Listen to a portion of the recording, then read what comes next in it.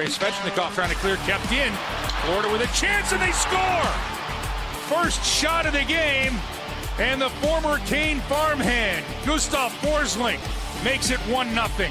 Chuck centered out in front, and a good defensive play by Martinook. Hustling back, he denies that offering. He's been their best player. That's a tough turnover from Svechnikov. Nikola backhands one behind the net, stepping out with it. Verhaeghe with a chance, and he's knocked down, and they'll score. Carter Verhaeghe behind the net with a strong move, wings it through Frederik Andersen, and it's 2-0 Florida with 8:19 left here in the first. Not ideal. Hi, everyone. I am Adam Gold. This is the Canes Corner podcast. Thank you very much for giving us part of your day, part of your night. I know we have a lot of people from all over the globe, and they were hanging on every play of this one. Bless your heart if you stuck with it for 60 minutes if you didn't have to. I don't think you get hazard pay, but maybe you should. All right, let's get through the particulars here. We are brought to you by the Aluminum Company of North Carolina. If it is for the exterior of your home, you can find it at the Aluminum Company of North Carolina on Hamlin Road in Durham. No place like it. Sammy Hann and his crew, they do a great job. You should check them out. Aluminumcompany.com. I mean, there's nothing positive to say about tonight's game. Zero things tonight looked good. I had to come up, think about this. I want you to feel sorry for me. I had to come up with 3 stars of the game and a player of the game. I had to find 4 people who played well tonight. I actually did. I actually think there might have been 5 or 6 that played well, but when you have 18 skaters and 2 goalies, heck, I wanted to give Pyotr Kochetkov a star if he kept Florida off the scoreboard for the third period, but he didn't do that, so no star for Pyotr. Look, nothing good to say. Hurricanes are in a bad way.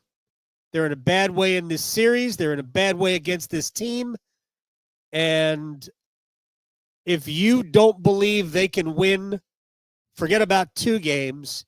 If you don't believe they can win a game in Florida, I am not going to argue with you.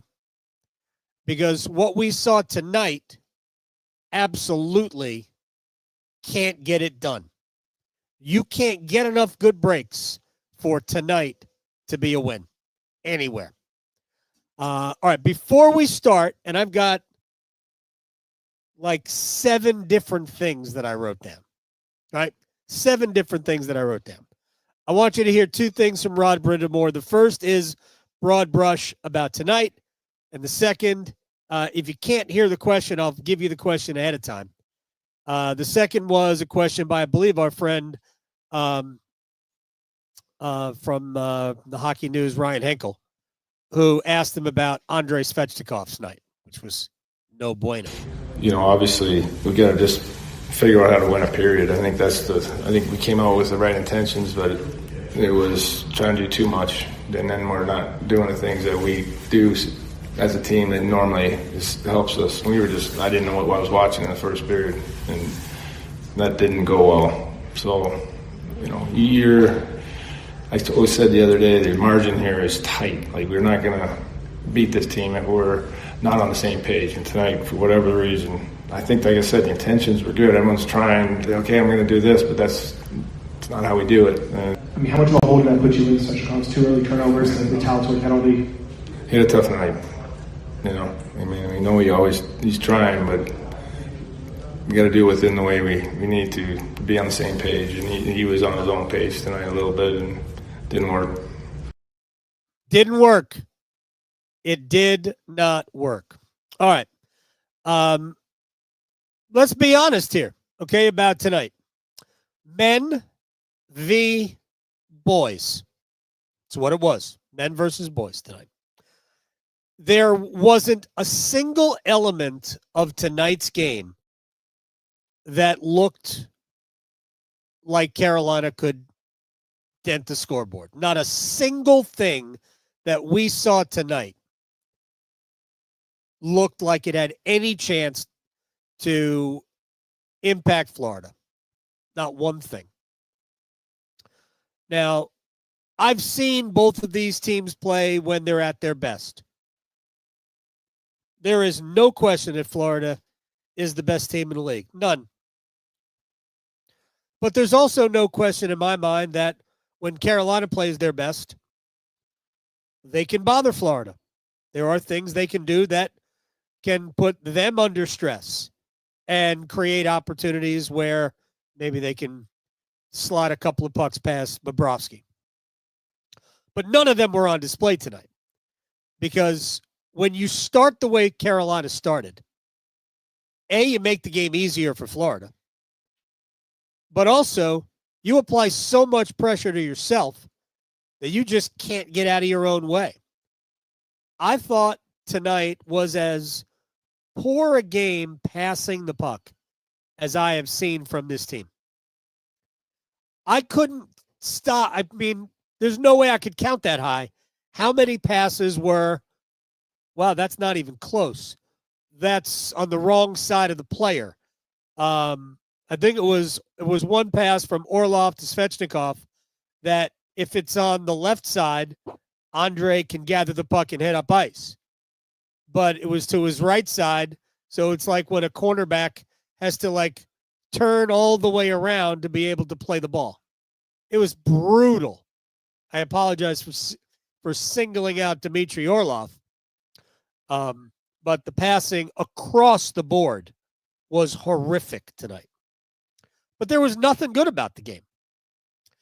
And I thought there were times where Carolina went too far to try and be physical. I think Eddie Olczyk said it right today. I mean, we don't love everything Eddie has to say, but I thought he was right about game one, and that, Carolina, be physical. You should. It's the playoffs. But you still have to play your game. And I thought there were times tonight, really with Andrei, that he was just, I don't know. He was on the goal, on the Tkachuk goal, that made it 2-0. Not that Andrei could have really impacted the play at all, but he was too preoccupied. I think it was with Bennett. Too preoccupied with Bennett. And all of a sudden, Matthew Tkachuk's on the other side of the net, and he's got a tap-in goal. Now, again, I don't think Andrei can do anything about it, but it just shows you where his head was. He was not playing the game at that point. He was lost in his own brain. And tonight there was a lot of room inside that brain. Here's another big picture thing, and this goes back to game one. And I apologize. I wanted to start this a little bit as soon as I could, so I didn't go through and see where everybody was. Trust me, I can feel your presence. I think it's hard.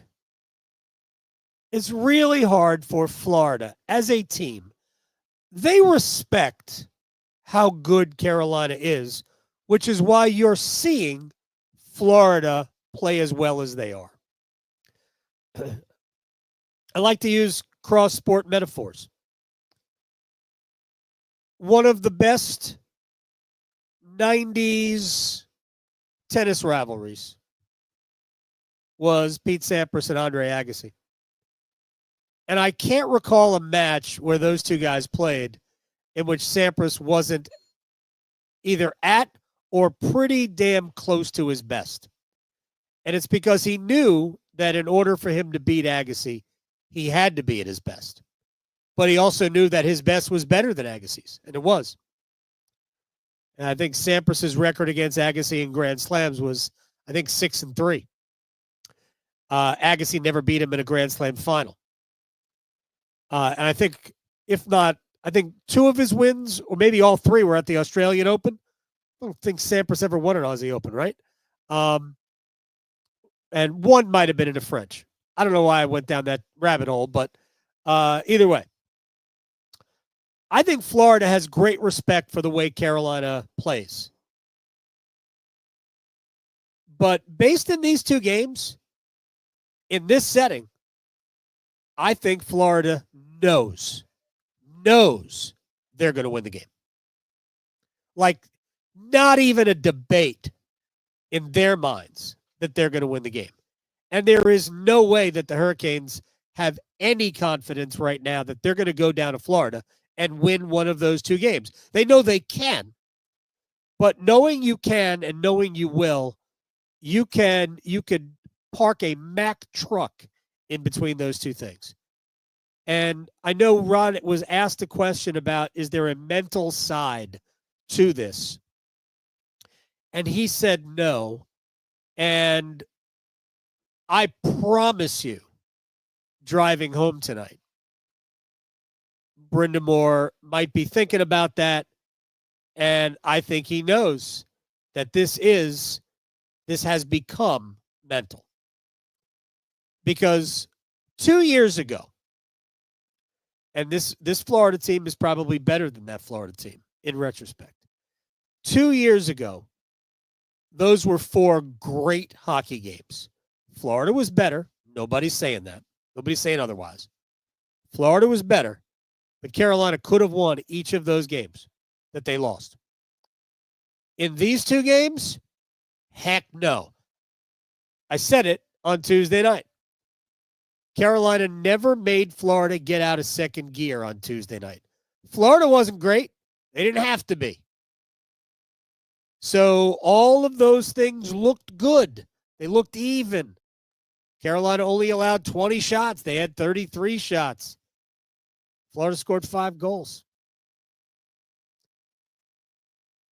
Carolina wasn't dangerous. They had, good scoring opportunities. I think what Rod said today to me was that the grade A scoring chance that they chart, that Carolina had a 7-5 advantage to Florida. That probably sounds about right. And 5 isn't an awesome number. 7's not an awesome number. But that's what he said. But I also think part of that is that once Florida got their nose in front of the game, once they got that goal to make it 3-1 early in the second period, Florida didn't have to do much. They just didn't. And that's why I said the Hurricanes weren't good enough to force Florida to play better. And tonight, what Florida did was they came out and expected the Hurricanes to throw haymakers, not literally, figuratively. And that first goal was caused by some Florida pressure, no doubt about it, which helped keep the puck in the zone. And then Sean Walker is skating out the right side behind the net, and he passes it up to Svechnikov, and Svechnikov tries to make a play, but he makes it blindly, and he gives the puck to Matthew Tkachuk above the faceoff circle. A quick pass. I guess Sam Bennett somehow touched it too. Maybe he did. Gets a pass to Gustav Forsling, who's right above the hash marks. Beats Anderson between the pad and the glove. Really not high, low, just over the pad, under the glove, and it's 1-0. I'll get to Anderson in a minute. But a minute 17 in, the guy who has been, I don't know if he's been your best forward, because I think other players without scoring as many goals as Andrei, I think have been better. But Andrei's been a great player for you through 2 rounds. And you needed Andrei tonight to be the Andrei that makes you go, yes, that's why they haven't given up on him. And tonight, Andrei played arguably his worst game as a pro. He's played games where he was indifferent, where he wasn't physical, where he wasn't shooting the puck. He did all those things tonight. He was physical. He shot the puck. Actually, not a lot. But Andrei was lost somewhere in Andrei. 3 turnovers in the first half of the first period. Because the first highlight you heard was Svechnikov's giveaway that ended up in the Forsling goal. But after that, you heard a Martinook blocked shot that was directly off of a Svechnikov turnover. And then the Tkachuk goal that made it 2-0, that whole play begins because of Andrei turning the puck over. And a play you didn't hear, but wait, I can remedy that. Staal and Orlov can have a 2-on-1. Staal coming in, drags, drops back, Martinook shot, low drive, saved by Bobrovsky, and the rebound just eludes Staal. Coming back the other way, it's Rodriguez. He waits, he draws, that's blocked. Oh, an excellent play made there by Sean Walker. Puck still in the Kane zone. Verhaeghe drags. Another block there, this time Martinook. Another chance, and this time Verhaeghe will score. He's stuck with it and goes to the far post. And with 17 seconds left on the penalty kill, it'll be a power play goal for Carter Verhaeghe. And Florida is up 3-0. Andrei was in the box for a dumb penalty that he took, roughing penalty against Matthew Tkachuk. It was about as bad as it's ever going to be for Andrei. No way he plays a worse period than this the rest of his career. And certainly when you consider the moment. As Rod Brind'Amour said, it's a tough night. Yeah, it was definitely a tough night. 3 turnovers, stupid penalty, all 3, and those 4 mistakes led to 3 goals. And it would have been a 4th goal had Martinook not blocked the shot on Tkachuk. So that's Andrei. And Andrei, by the way, wore it in the locker room. My mistake. I blew it. I take responsibility. He says, but there's nothing I can do about it now. I'll keep positive, and we'll go to game 3. I mean, it's all you can do, right? But I want to get back to the mental part of this, because I do think that if the Florida Panthers aren't in Carolina's heads, and I believe they are, if the Panthers aren't, I know Sergei Bobrovsky is, because Carolina passed up, and this is something that Carolina does anyway, but they passed up a lot of shots because they know right now garden variety shots aren't beating Bobrovsky. So what they're trying to do is get tap-ins. They're trying to get, we're going to make the goal so big that we can't help but score. And it's not working because those passes really aren't available. Jarvis tried to pass to Carrier, easily knocked away by a defender. Like Aho's pass to Jarvis in the early part of the first period on Tuesday night in game 1, never had a chance. Sergei Bobrovsky came essentially pre-tortured for the Hurricanes. He was living rent-free in their heads before the series even began. So shutout tonight, 17 shots.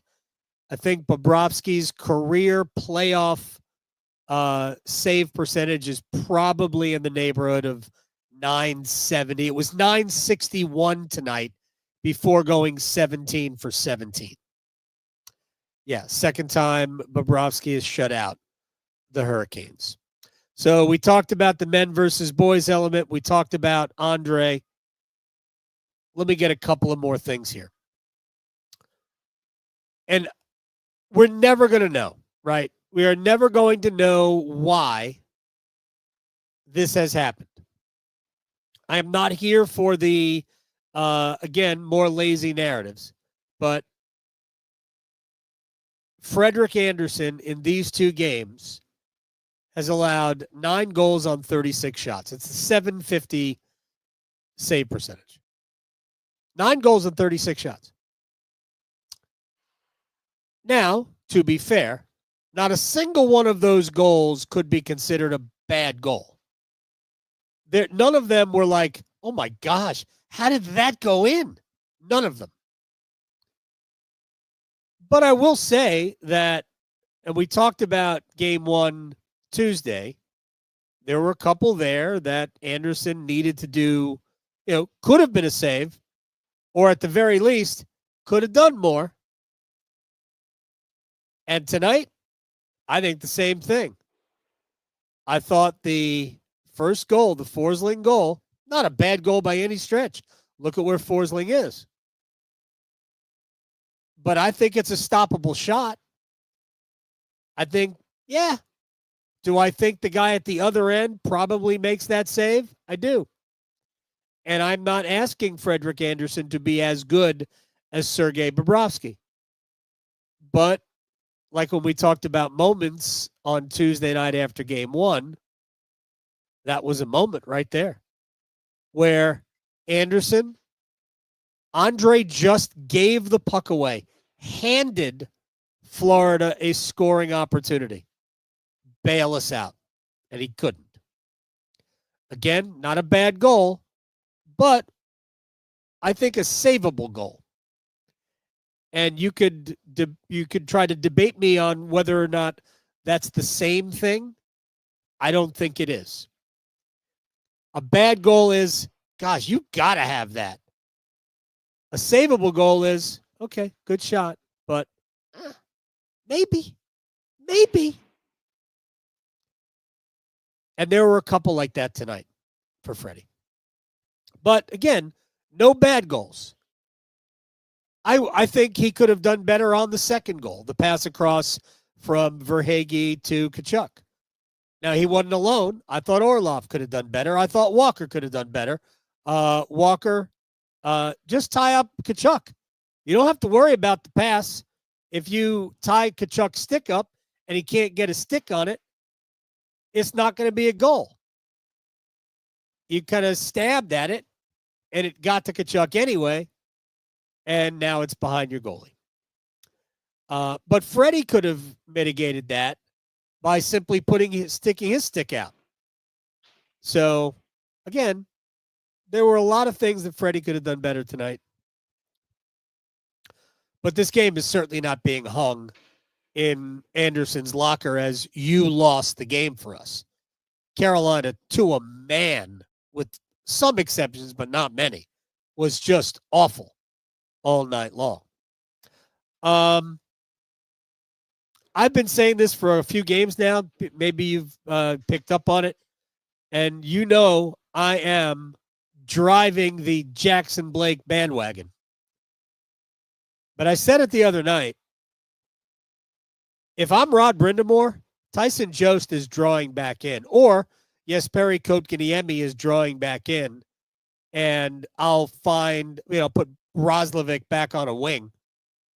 Keep Jankovic in the lineup. Jackson Blake's got to come out.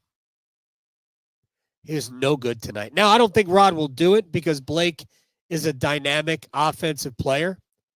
And I know he has a goal from game 1. And he actually made a couple of really good offensive plays tonight. But, man, for as much as he is knocked off the puck, misplaced passes, whiffed on passes, it just looks like Blake, for the first time all year, looks like the moment is too big for him. I am confident in the future that will change, but boy, has he been shaky. And they need him to be good. He is one of their scoring weapons. He's on the top power play unit for a reason, but he has not been good. Remember when the Hurricanes had a perfect penalty kill? At one point they did. Florida scored 2 power play goals in the 5-game series. One of those was a 5-on-3 goal. Florida is 4 out of 5 on the power play. 4 out of 5. Carolina is 1 out of 7. What have we said about every single series that has seen Carolina leave the playoffs? Every single one. They have gotten special teamed. And they are getting it right now. Carolina's power play. Actually, the funny thing is that I actually have liked Carolina's power plays. I didn't like them tonight. But in game 1, I liked Carolina's power plays. In this one, Carolina had one power play, the one at the end of the first period. End of the second period, I think. First period? Don't remember now. First period, end of the first period. There were 33 seconds left over for the second period. The first minute and a half of that power play, it took them about a minute, and they were in the zone. It took them about a minute to get the puck below the top of the faceoff circles. It was brutal. I thought the power play looked pretty good in game 1. They ultimately got a power play goal, but game was garbage time at that point. But the power play looked bad tonight. But it looked a lot like Carolina did tonight, to be honest. We don't know the status of Sean Walker, who got hurt. He got hit, left the ice slowly, went to the locker room, but came back and played. We don't know the status of Seth Jarvis, who took a few hits in a row and left the ice. Hopefully he is okay. Hopefully it's not shoulder related. We know that he had some issues a year ago. We don't know the status of Jalen Chatfield. So we were talking in the pregame show, Tripp and I, because we have those hot stoves in the middle of the pregame. And I had speculated that we were going to see, Chatfield not play. But Tripp reminded me that he saw Chatfield on the ice right before warmups. Just kind of, it's a routine for him. He goes out there and just stick handles a little bit, just to get I'm sure it's more of a mental thing than anything else. So Andrei Svechnikov do it today for the first time in a long time. It used to be routine for him. And that led Tripp to believe that Chatfield was going to draw in. Chatfield and Morrow both took the warm-up. And Chatfield looked, as much as you could tell from a warm-up, he looked normal. As he left the ice, I watched him, and he stopped and said something to Carolina's head trainer, Doug Bennett. And at that point, Bennett reached around and grabbed something from the bench area and just set it aside. And I thought at that point, I'm like, I wonder if he just told him he couldn't go. I don't know what the injury is. I'm assuming it's lower body, just based on the way he reacted on the bench in game 3 and then at the very end of game 4. I'm assuming it's lower body. I'm assuming it's knee. I'm assuming it's probably MCL related. Guessing. I'm really just guessing. I could be totally wrong. If it was ACL, he wouldn't be playing. But I'm guessing it's something that, in theory, you could play through. For whatever reason, and I have no reason to doubt Jalen Chatfield's commitment, Chatfield can't play. So Morrow stayed in. And before people lose it, Scott Morrow did not stand out for being bad tonight. I actually thought he did some nice things.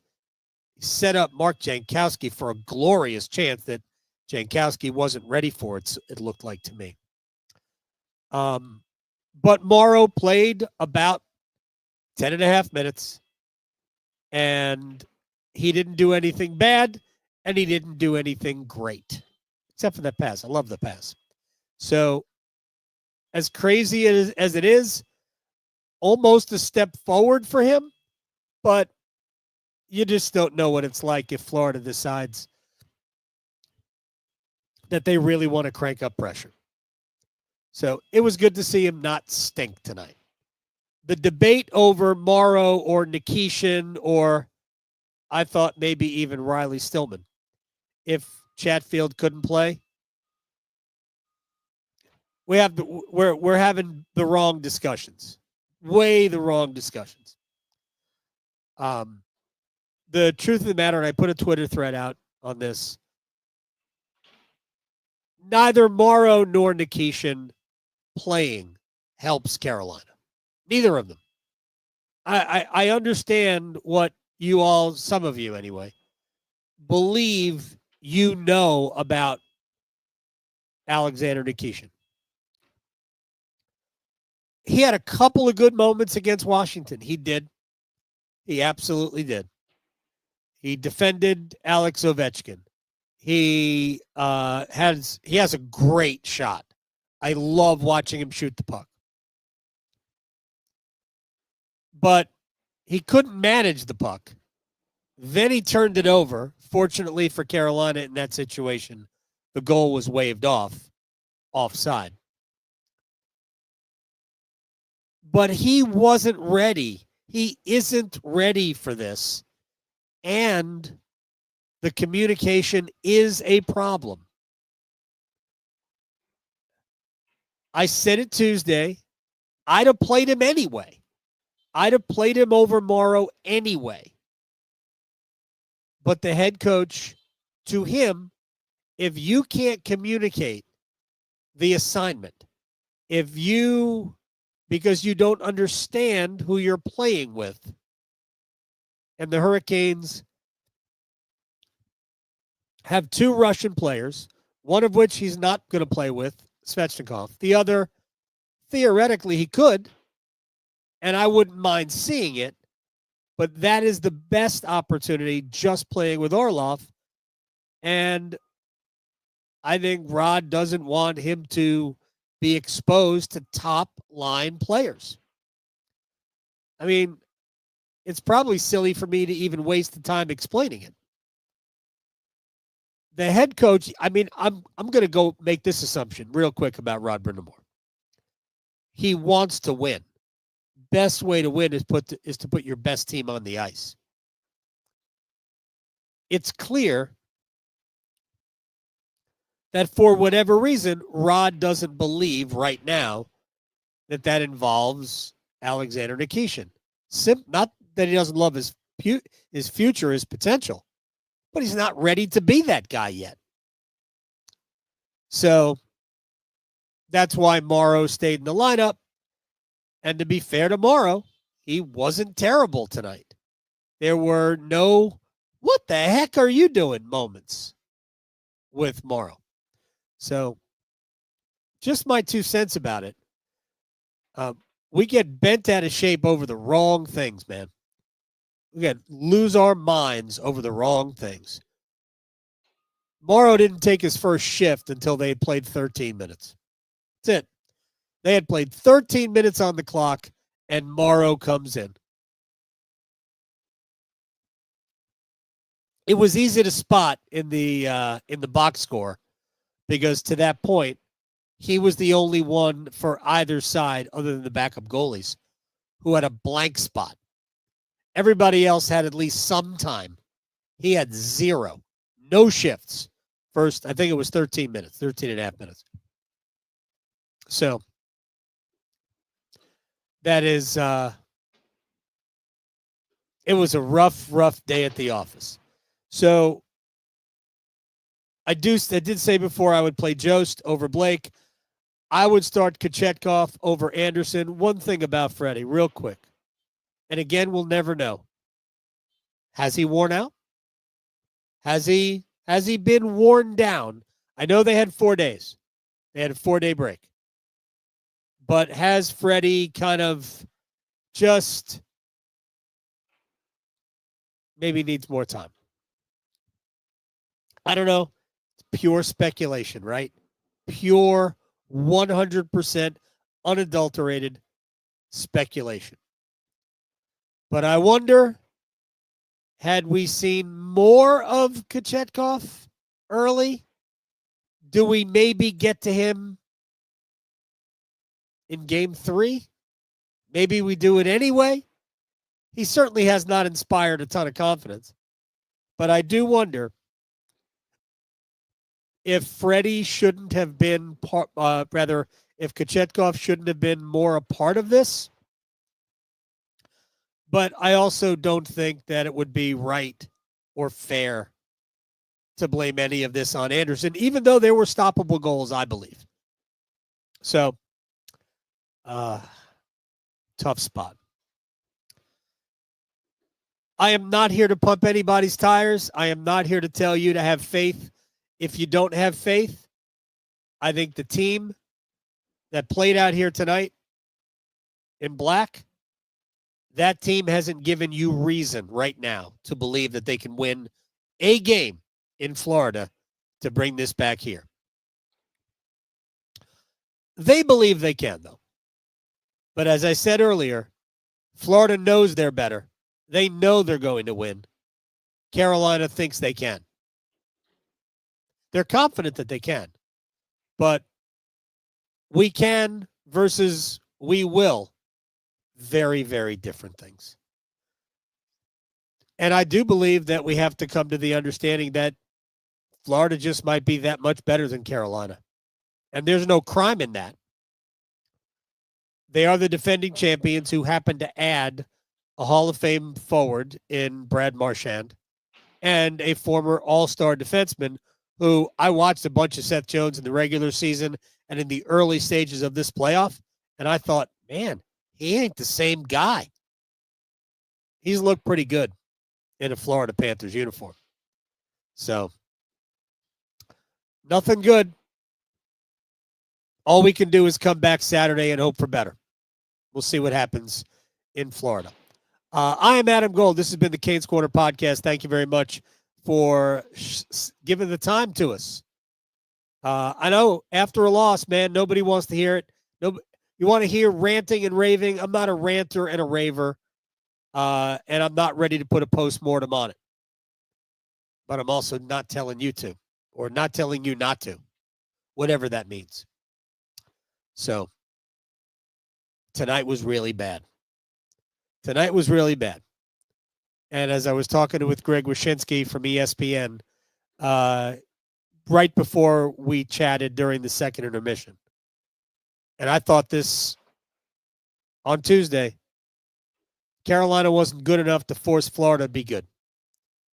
In this game, Florida assumed Carolina would be great, so Florida became great first, and Carolina helped them out. All right, that'll do it for us. AluminumCompany.com. Go check them out online for all your home exterior needs. And we'll see everybody Saturday night, hopefully after a Hurricanes win, and hopefully after knowing that we're going to come back here to Lenovo Center for a Game 5 on Wednesday. I'd love to be here. Either way, we'll talk Saturday on the Canes Corner podcast. Good day.